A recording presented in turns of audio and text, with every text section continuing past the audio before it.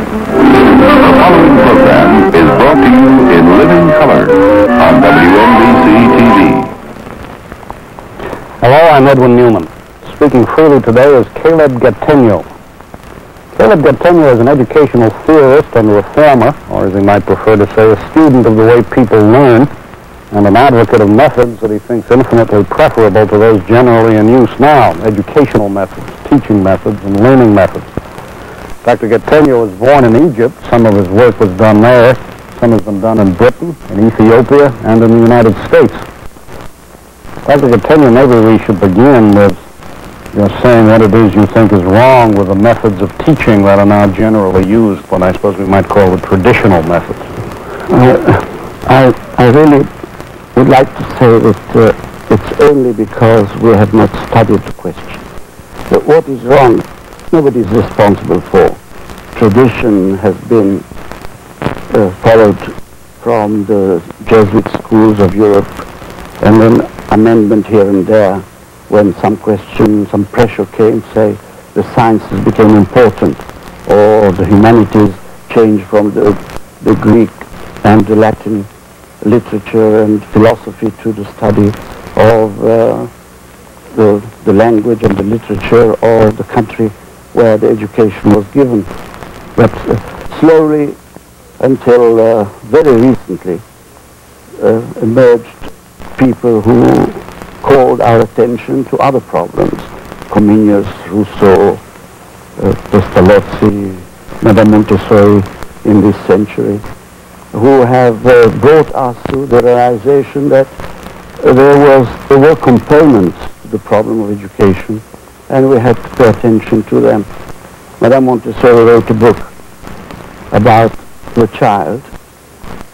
She called it The Child, but she was only referring to children and how exciting and how important what they were doing was. We began only to be interested in children in their differences, real differences, I think in the last 10 years. This is if I may say so, if I won't be misunderstood, this is a very large claim, isn't it, Dr. Gattegno? In effect, you're saying that over the thousands of years of the human experience, it has never really been understood how people can learn and how they should learn? I can say it has never been done. Why do you think it was never done? You've said you don't want to blame anybody, but why was it never done? Because life is so exciting. People today, for instance, are much more interested in what happens in the universities, in dissent, than look at children. And so why should you spend your time looking at what is hidden?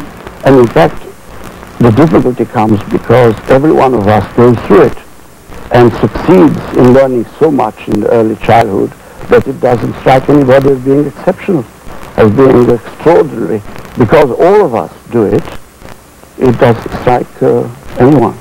You have to become sensitive to the familiar, and that's very difficult. In other words, I say to myself, well, I did it that way, why shouldn't my children do it that way? Not even this, because you wouldn't know what you've done. Let's say you want to learn to play an instrument. Your aim is to become efficient in the use of the instrument, not of what you're going through in order to become efficient. And this is why most people have a goal, an aim which is beyond what really needs to be studied in order to have education developed as a science. Well, as I understand it, essentially what you're saying is that education, as it's generally accepted, rests on the memory. And because it rests on the memory, it is limited in a way that it need not be. That's traditional. Yes. Traditional education had no other means. Since you were, for instance, to know what Roman and Greek philosophers said or did, how could you know that except by retaining what was in the books? And all the Middle Ages and the Renaissance was based on the development of retention. And you were a great scholar if you knew how to quote verse and chapter about everything. While it is possible to see today that the accumulation of knowledge is defeating this. Nobody is really competent in the narrowest of all fields to take in all that is produced overnight and change his ideas and change his views because someone made an important discovery. The difficulty with knowledge is that it's now defeating its own end of being retained, and we have to shift from the accumulation of knowledge to the discovery of how people think, how people discover the truth of science, and try to give the students this preparation so that rather than knowledge, it is knowing that we have to stress. Would you distinguish, Dr. Gattegno, between knowledge and knowing? Yes, I think it's very important. One is a noun and accumulates. There is more and more of it. And knowing is a functioning which you can refine, which you can work on, so that your knowledge, which is the outcome, the byproduct of your knowing, is really yours, and you know first where the boundary is, the content, the intensity, the meaning, the significance. In a book which I have produced recently, where I studied particularly this question of the difference, how important it will be for educators to stress knowing rather than knowledge. And this is, I think, very easy to do once you have been alerted to it. Dr. Gattegno, are you perhaps overstating the case against traditional education when you say that it doesn't prepare people for knowing, it prepares them, or gives them only the knowledge they can retain? We have universal education, and we have a very small number of people who have criteria about what they say, who can stand on firm ground for what they think. They always refer to their teachers or to one or two authors instead of coming up with the result of their own experience. In fact, I'm the product of traditional education, and many scientists produce trivial material, and very few scientists are those who influence science and the development of knowledge. But every scientist I talk to acknowledges that what matters in the preparation of future scientists is not that they know obsolete knowledge, but that they develop their insights into how the mind works in the areas where they want to enter.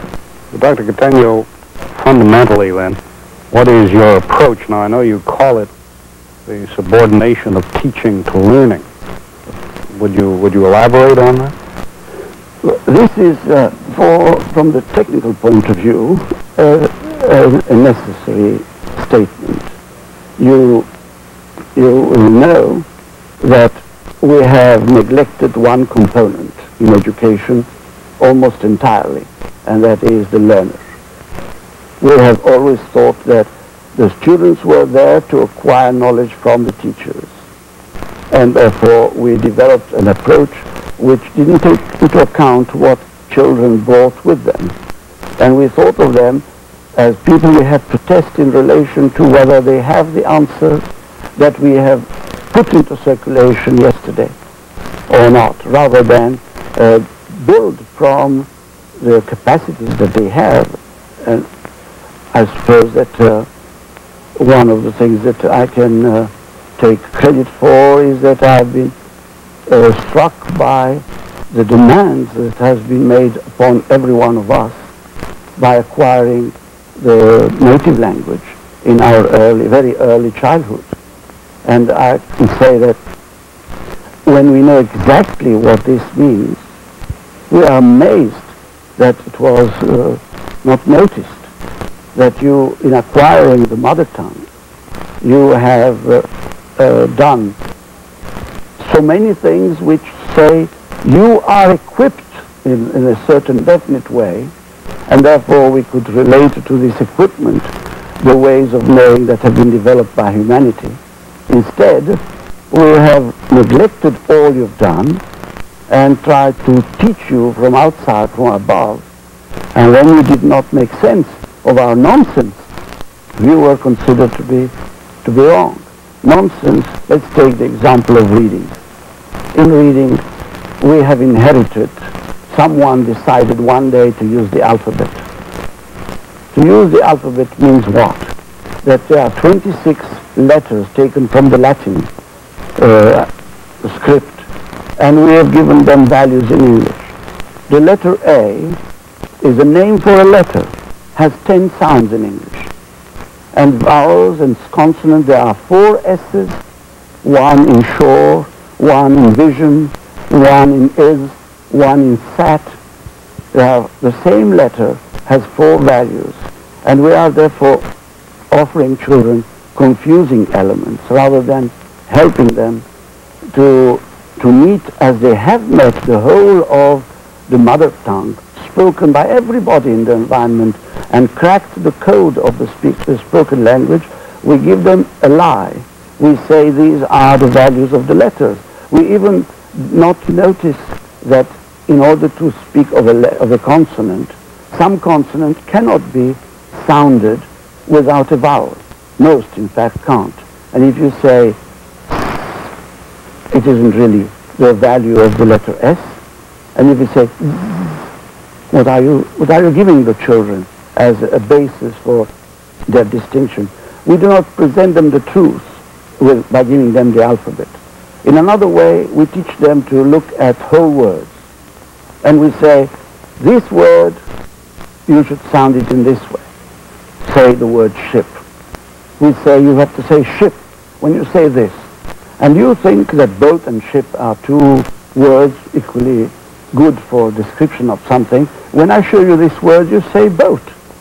The fact that children were making this mistake never struck people to question again the basis of reading on this approach of look and say, or whatever one calls it, which has been in circulation for 63 years now, or perhaps a little longer. Now, you have therefore 2 approaches to reading: the supposedly analytic with the alphabet, or synthetic with the words. And both of them are not, the synthetic makes you dependent on your memory and on someone else. The alphabet doesn't help you. So in fact, we had to start by looking at children. How can they crack the spoken language? And we all did. How do they do it, Dr. Gattegno? Well, to say it all will require very many volumes, but I will bring to your attention the following thing, that nobody has really ever seen an object from the same distance, the same lighting, the same angle. We move all the time. Therefore, the reality, the impact of reality on each of us is one of flux, is one of change. You have a voice, I have another one. All of us really are using their voice in communication. And children have to discover that something exists in all these voices which is part of what they want to send to us, which is called a word. Nobody heard ever a word. We only hear voices. And therefore, I must be very, very good at abstracting, at extracting from voices that which is finally the intellectual tool, the verbal component, and all the non-verbal components which give meaning, which affect me by the impact of the energy on my eardrum, which change my inner state of humors by recognizing that one is an emotion, the other one is a caress, the other one. All these things that we put in words through the voice are not in the actual written material.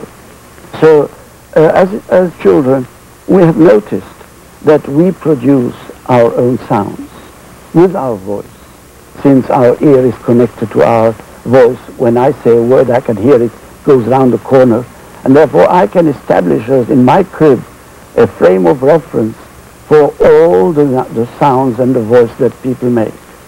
And being prepared by this set of criteria, my sense of truth, which I never lose until it's extracted from me by forcing me to refer to others rather than to myself, my sense of truth tells me that I have found in the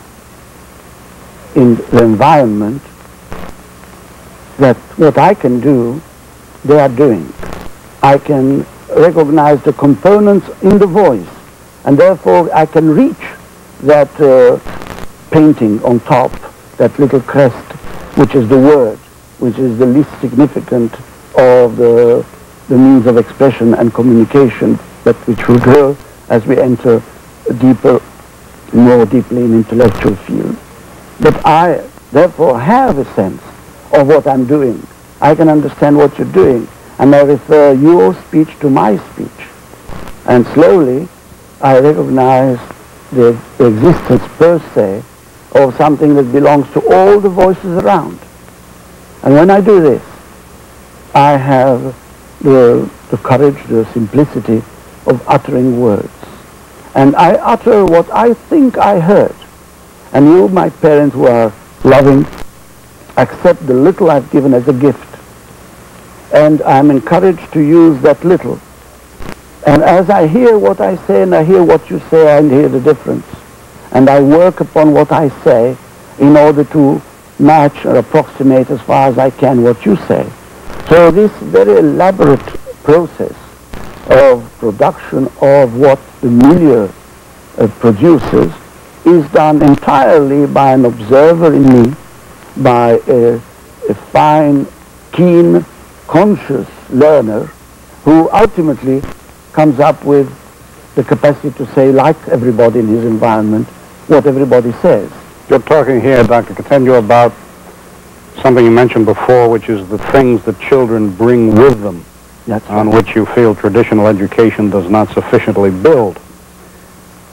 If you could sum it up, and I know there's always danger of oversimplifying here, but if you could sum it up, what is it that children bring with them that you think traditional education does not use? Well, what are the powers? In order to learn to speak, you have to accept, you have to own the capacity to encounter classes. All nouns are related to classes and not to individuals. A glass is a whole class. A car is a whole class. All cars are cars.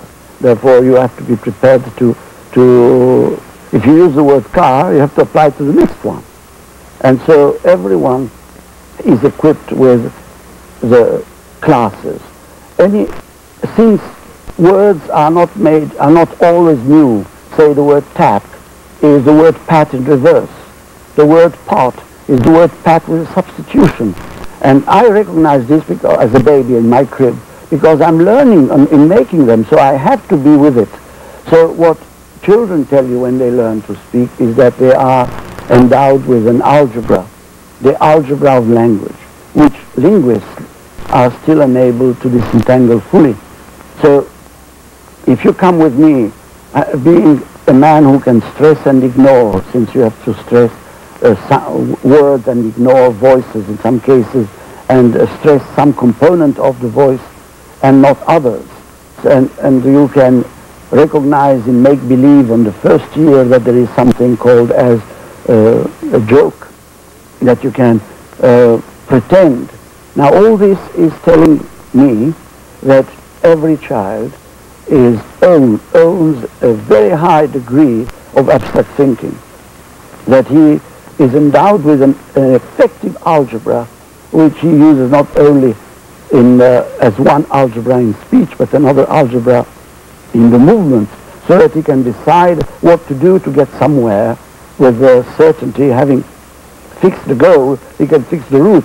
Like taxi drivers in New York, if you tell them, you hail them and you say LaGuardia, from wherever you are, they arrange the routes of New York to take you to LaGuardia, and if you had said something else, they would at once provide you with another response.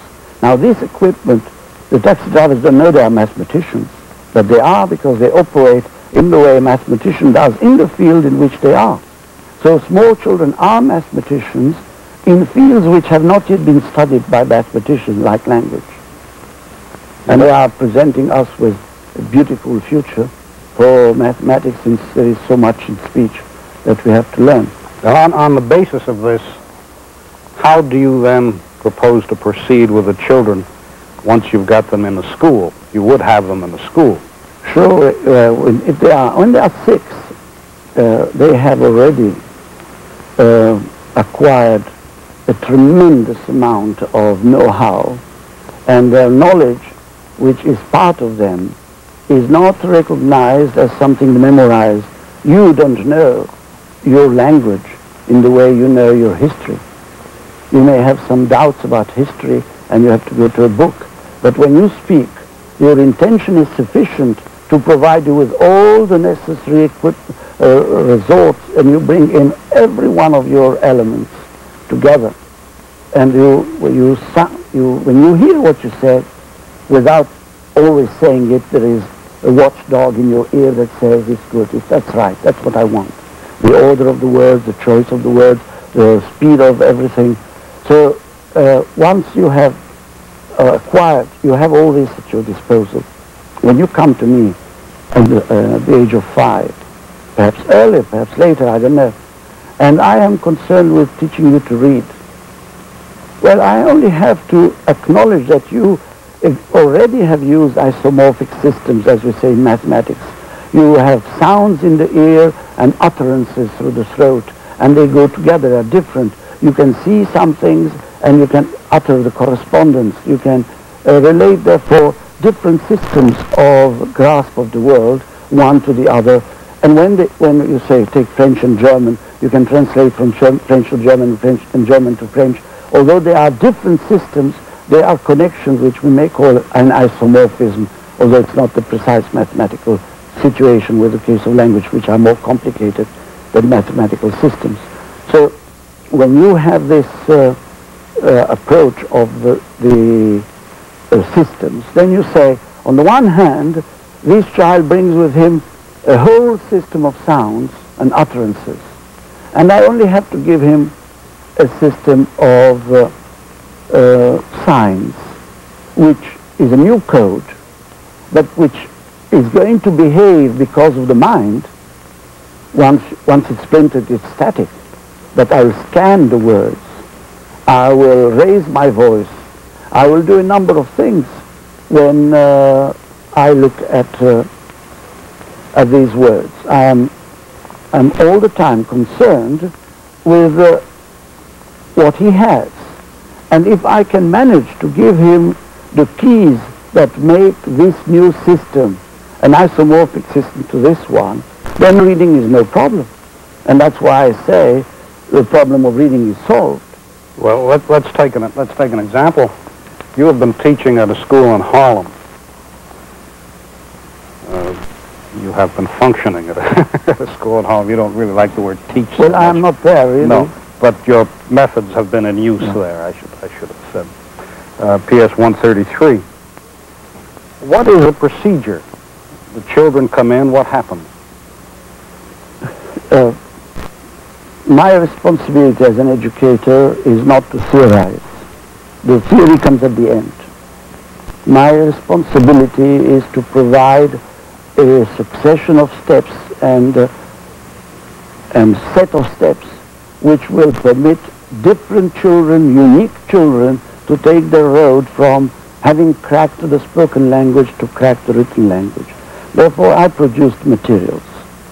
I produced materials that look in the beginning completely crazy, because my first lesson is about the language of one sound, ah, and you work on ah for, say, an hour or 20 minutes. With ah, you learn the conventions of the written language, because you have no meaning to distract you. You are only concerned with the game that I put to you, and therefore you're going to be shown that once they are put on paper or on the board, you have to start from the left. You have to sound with a particular one. Say, if I use repetition with ah, instead of ah, I can have ah, ah, ah, ah, ah. And I call these words. Now, if I show you this in a sequence, in a certain way, you can't. I will know that you're doing the reading as a decoding system, by saying what I have written. And since there is no meaning there, you won't be distracted. You will concentrate in saying or whatever I have put down. And they're all different as sounds.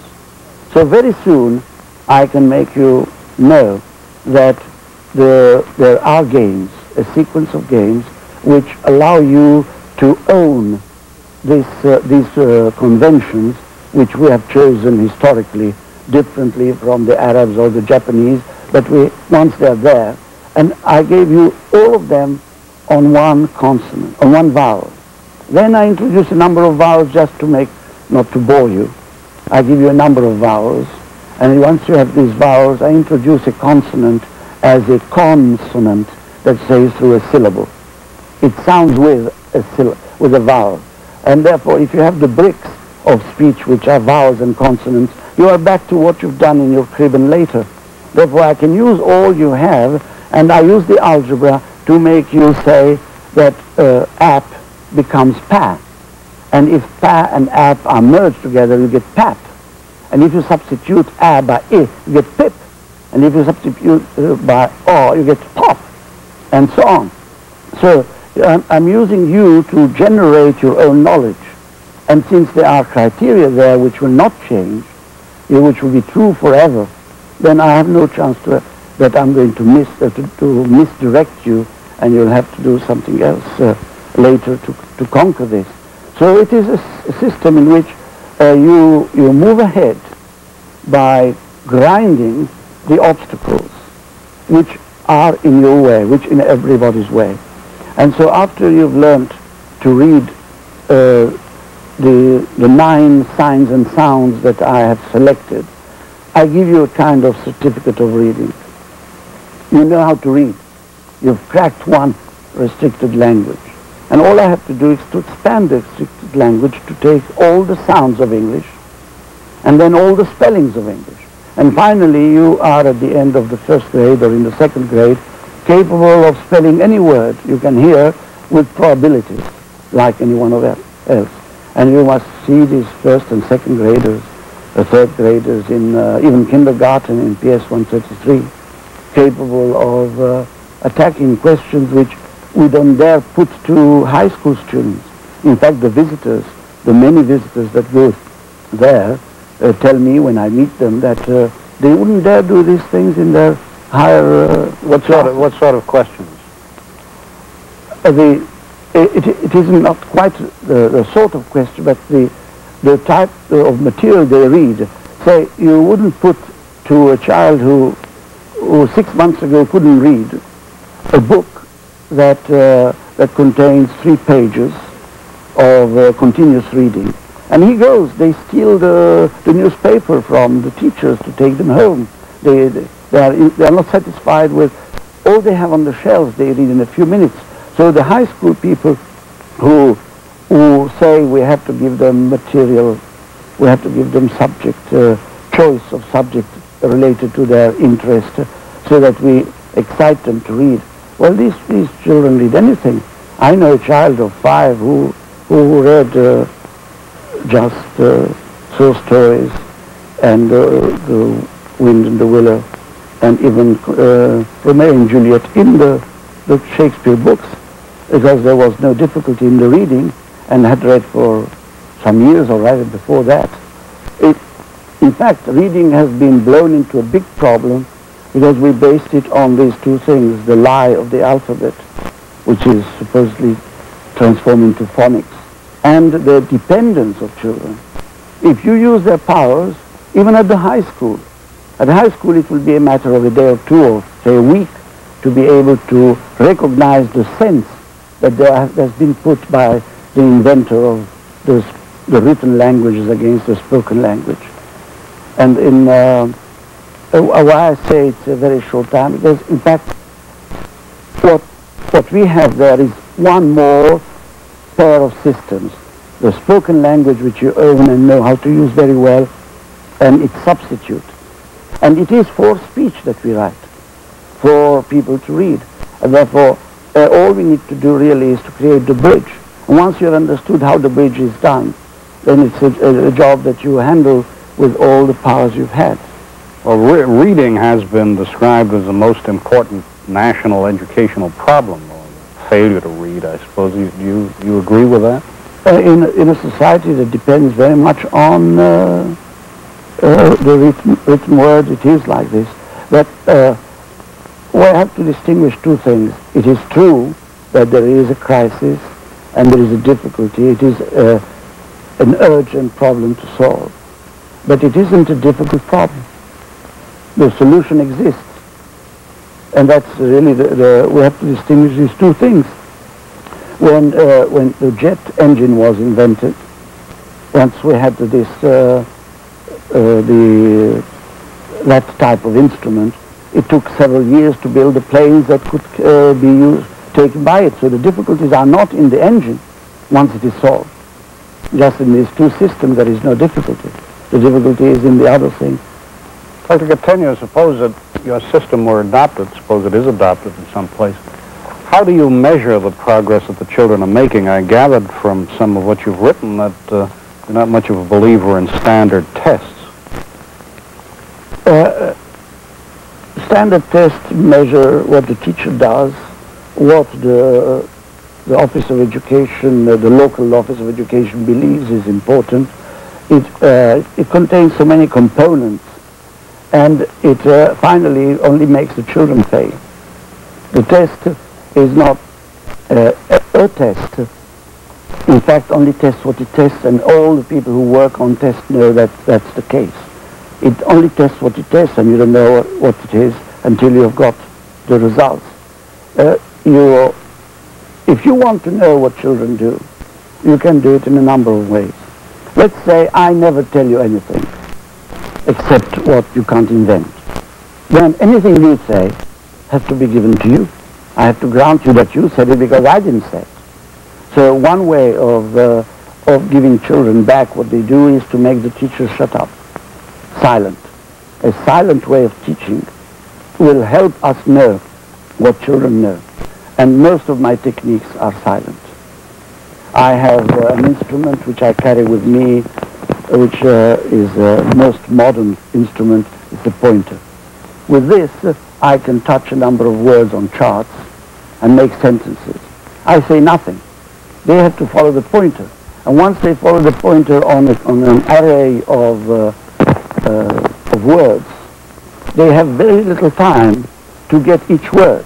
So if that short time defeats you, say if you came to see a lesson, you would say these children are performing better than I can do at once after so many years of exposure to the written page. And if they get all these words, which means that they have to get each word in turn, know which it is, hold it in their mind, conserve the sequence, and then say it in the speed of speech with the intonation that goes with it. If it's a question, raise the voice. If it's a joke, with the laughter in their voice, and so on. So you can say, you can have a continuous testing. Your finger is on their pulse. You know all the time what they do. And rather than give them exercise books where they repeat what I failed to teach them, or use the exercise to complete the task that was mine and I haven't been able to complete, I give them worksheets in which their own unique inventiveness, the problems that they have, come up. And they work on their own. And then when we look at what they've done, we can see that that's where they are. This particular child is. So rather than say, I disbelieve in testing, I have replaced a kind of test which is useless by a test which is molded on the particular child at a particular moment, so that you can be really informed, not to punish him or to reward him, but to generate a new set of exercise which will fill in. And I think that in this book, which I may perhaps mention, what we owe children, which is basing it at taking care of what they've brought with them. We owe them this recognition. Then our subordination of teaching to learning will take place. Dr. Gattegno, we've been talking mainly about your theories. methods as they apply to reading. And unfortunately, there isn't time to go into how they might apply to social studies or mathematics or whatever you think they do apply. But perhaps if you deal with the question, what must the teacher do? What changes your system would impose on a teacher who has been using traditional methods? Perhaps you could answer that question in terms of social studies or mathematics or whatever you like, so as to indicate how your system would also apply there. I work a great deal with teachers. I suppose I've met more teachers on earth than anybody else, and I've learned to cope with their problems, which on the whole come from the fact that they are given tools that do not correspond to the situation. It's as if I gave you a hammer instead of a screwdriver. You may find it difficult to unscrew one easy screw if you have the screwdriver. Now what I want them to realize is what I realize in my life, that we all have tremendous powers. The one that we have proved in our crib and later, in early childhood. Powers that had not been developed because in history we were more fighting for earning our bread until now, or fighting our neighbors, or for our greed, for whatever reasons. Now that these things are still with us, but more remote from the center of our main preoccupations, we can go back to ourselves and say, what has happened to all our powers? And if I can bring them back to you, if I can make you realize that indeed you are not only memory, you are not only what you've learned at school and that you most of it forgot, and you therefore think of yourself as not so good because you didn't have such good grades. But if I bring you back to the realization that you all day long use the same powers, you have not killed the baby in you. The baby is still in you. Every time you use your lips, it's the job that you did in your crib at the age of 3 months that you're doing. The action, you act on your muscle tone at this hour when you talk to me in the way you learned to do when you were 3 months old, because the muscle tone was there to act upon, and you could change it, and you learned consciously what can be done with one's lips. Now once you discover that the baby is still alive in you, that the little boy, the little girl, or whoever I'm talking to is still alive, with all that they have done and all they haven't done that they could do, that the adolescent in you has been the person who met within himself the upsurge of energy and could not cope with it. There was too much. And if we can cope better with our adolescents by making them realize how great the energy is that has been given to each of us, then rather than waste our energies trying to plug the holes of the sieve that our memory is, and instead use ourselves as we have been able to use ourselves as youngsters. Yesterday I had a man in my seminar who hated from his school life arithmetic. As soon as I put numbers to him, he was irritated and wanted to get out of my hands. Half an hour later, he was doing some mathematics that he never thought he could do. And he is one who's going to work with children. So many teachers hate mathematics because they don't know that mathematics is an awareness open to everybody, that we have the equipment, that the knowing of mathematics is not the knowledge of mathematics, that the knowing has not been used, therefore no knowledge has been produced, and the knowledge that was given was never related to the knowing that they had, only memory.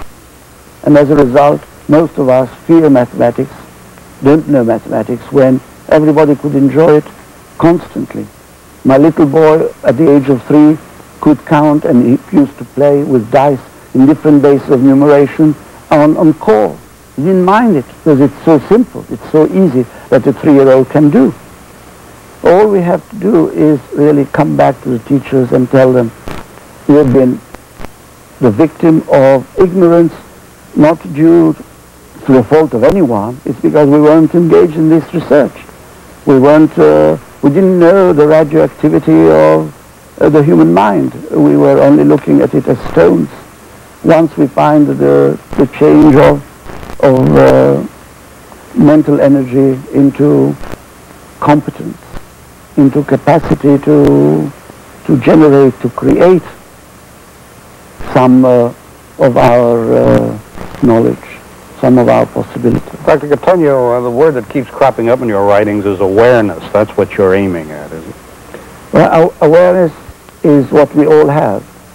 In the West, we have not been as interested as in the East in this power of the mind. We have developed others a great deal, and awareness has remained one, marginal one. I know that when I speak in my seminars of the will, the Westerners shrink at the beginning, and then slowly they discover that, in fact, they have a will, that without the will they couldn't utter the words they're uttering at the moment they're uttering them, that to become aware of one's will is to enrich oneself of all that which has not been used.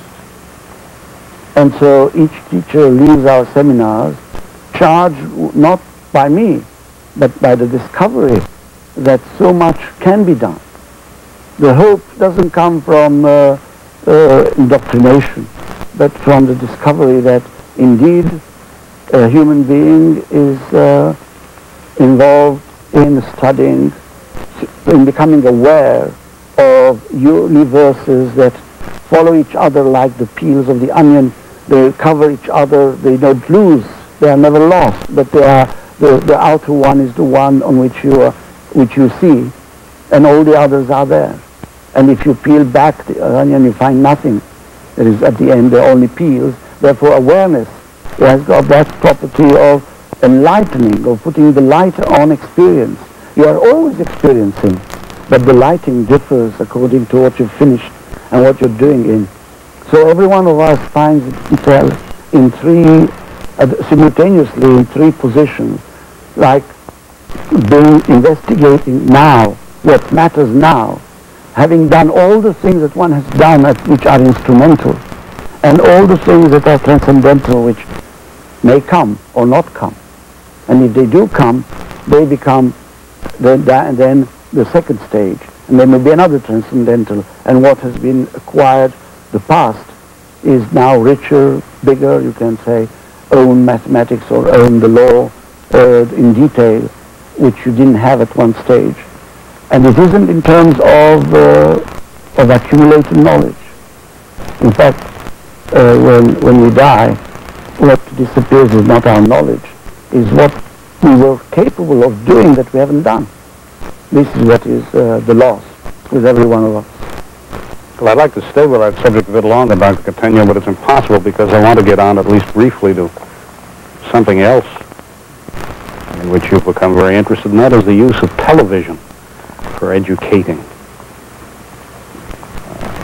You think that the culture is in process of change anyway, that we're moving towards something called a visual culture. You think that television, because it uses the eyes to take in ideas, provides a way of learning faster and better. Now,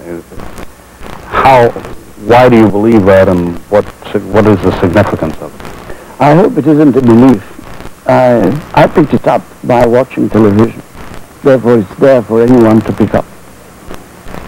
What is clear to me is that in order for you or for me to know what you've said, I have to wait till the end of your sentence. Therefore, I have to take time. And if I use my tongue, which is a heavy muscle, I have to use a lot of energy to produce the sounds.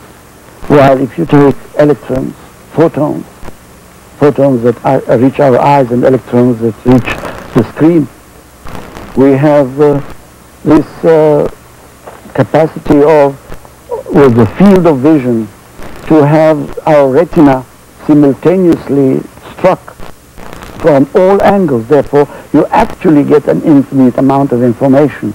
But because of the way we use our eyes and we scan and we focus and we have this global understanding, global in the sense of whole, not in the sense of earth, this global understanding of a field, plus the in-depth understanding through the capacity of focusing and orienting and concentration. In fact, it's man who invented the television set, and he invented it not only to carry the pictures of the outside in the home, but in order to provide himself for a respondent to the eye. When I speak, you hear. When you hear, I speak. When you speak, I hear. We have pairs of instruments that go together. Now, in the eye, there is no respondent. The television set is a respondent. Now, you can put something on television which will reach me in the way my eyes reach the world. And you will affect me in the way, which we haven't studied sufficiently, in which the world affects me through the eye. And the amount that I'm going to receive is incomparably greater than what I can scan word after word. But that is not sufficient. The medium itself has dynamics of its own, which is on our mind naturally, because we put it there and we have to do all the programming in order to obtain the results we want on the screen.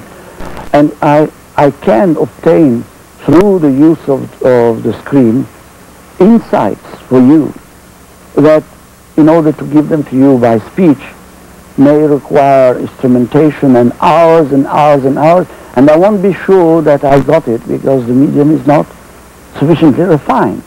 For instance, my pointer becomes entirely obsolete if I use the screen for reading. If I use animation techniques to provide with the transformations which I have to ask you to do, to beg you to do, while there on the screen they are done for you and with you. And once you know that they exist, because that's what they are, in a few seconds, then you know that I don't need to talk to you. The language of the screen will make you into a learner, and I'm quite positive in saying that using television for teaching reading will eliminate the problem of reading in the next 5 years. In the world, we have enough competence in the world to put on the screens, and in fact, everywhere television is used. It's not that schools are everywhere, but television is everywhere. So it is a way of solving problems, educational and social problems, in a very short time. But moreover, there are so many other things that we can do through television. That's why I wrote a book. Well, how would, can you, I hate to say briefly, but I have to say briefly, how would you go about teaching reading on television? What, in fact, would be on the screen that people would be looking at? I'm actually working on these things, preparing the films, the units that will go on the screen. You can see that if there is a word on the screen, I can easily make by animation another letter or a sign come in and push a sign that's there, substitute it. So the word substitution is actualized there. I can make signs turn round and form a different word you can't deny because you say it happened. So as there is no dyslexia of the ear, these children don't reverse through the ear, you will not fail to know that reversal exists and leads to a new word, and you will watch that. And therefore you will be connected. The animation will provide you with all the bridges that take you to over the hump. That means you'll have the new system. Dr. Gattegno, you say you've written that with television it is possible to do very quickly, which is really what you've just been saying, what in writing it takes, for example, a large novel to do. Yeah. And that visual material can be comprehended as quickly as talk can be.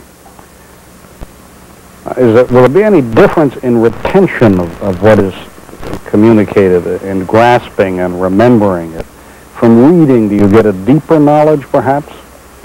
For us, perhaps, because we have done it for so long that we have learned to read in depth. But the visual element, in in a way poisons you. Let's say, once you have it in your system, you can't lose it. While what I say, the expression goes through one ear, from one ear to the other, as you heard that at school. Hearing is through a set of conventional signs. My words, if I say them in French, sound terribly different. They are conventional. While an image, a reality, the raw material there is capable of reaching your sense of truth, your functioning, your organization, and remains with it. Therefore, there is no need for you to use all this complicated system of comprehension. You understand because it happens. You're poisoned by it, so the retention is of a very different character. That's why if you met me after I grow my beard and shave my hair, you'll still say that you recognize me. Because there is something, you don't necessarily take the two things that I've mentioned to be the ones that lead to the knowledge. You have so much information about it that you can ignore the changes and stress what is there. Now, if you follow this line of reasoning, Dr. Gattegno, as I understand it, it gives you great hope for the future because you say that a visual culture is obviously the answer to the trend in which, and this is a quote, the meeting of complex situations is more the rule than the exception. And you're saying that we run in now to many, many complex situations. But you think in our lives, in our national lives, personal lives, community lives, but you think that they will be easier to solve when we have a visual culture? If a culture is taken as part of the individual's functionings, obviously. If the culture is outside, then it won't do. You have first to make it your own. If you are of the visual culture, that means that you have continued the development of your apprenticeship as a viewer, as a looker, as a man who uses his eyes, which develop with time, not anatomically, not physiologically, but develop as a tool for perception, as sensitivity of the visual. If that is part of you, no doubt, you will be much better equipped than you are today. We have followed a line that has made us into narrow specialists. The narrow specialist cannot use his powers, all his powers, to encounter the demands from a complex problem. While if you know that your mind is using infinities, then you don't mind having finite but numerous set of components. So you will be handling much bigger, much more complicated things. I'm working now on a book on the television and the computer, where this of course are tools of ours, man-made. They are telling us we are at the threshold of a universe in which we are going to be incomparably faster than we've been when we have used memory and words. And when we have solved all the problems of booking hotels and doing the matching of people and so on with the computer, we will still have to use computer for something else. Therefore, we have to find tasks which are indefinitely renewable and not to create new uses for it. So television with the computer will provide us with freedoms that were never exercised, that are not threatening the establishment, because they've never been codified and nobody has invested in them. To continue, there's one other subject I'd like to get to, and that is what you call the revolution among the young, their desire to dismantle and rebuild the institutions around them. And you think that was inevitable? It has always been the case. Yeah. We have all, at one stage or another, recognized that our energies were not used, that we didn't count with our positiveness. We have not yet produced a society which is relativistic, in which everyone has the right to his life, to what he is. So the fact that in our time we didn't know of other rebels, because we didn't have television, in my time at least. I didn't know of other rebels. I thought I was the only one, and an anarchist, and someone who didn't have much to contribute. But when you know that it is a claim, a legitimate claim of the young to say, look at us, what we bring to you, what we have to give, which naturally in the previous cultures, the cultures are still lingering around, we didn't know how to do. And now I hope that that knowledge which we have, which is the beginning, will give everyone his place.